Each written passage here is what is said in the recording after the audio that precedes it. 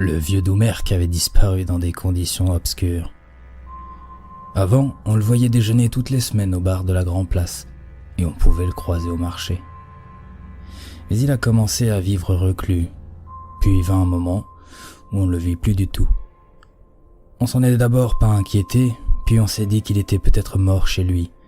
Après tout, Doumerc avait dépassé les 80 ans, et il n'avait pas eu une vie facile.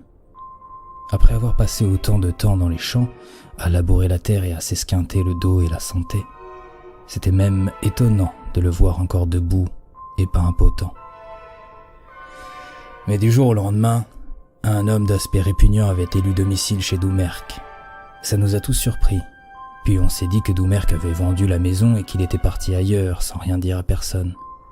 C'était plausible, vu que le vieux Doumerc n'avait aucun proche dans le village et qu'il pouvait être d'une humeur exécrable et lunatique.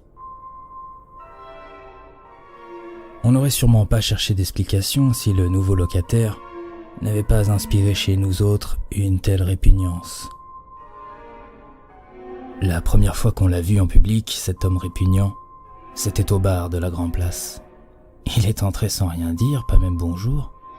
Il s'est assis à une table et on l'a tous regardé. Il dégageait une odeur de renfermé. Sa panse ronde débordait sur ses hanches en d'immondes bourrelets.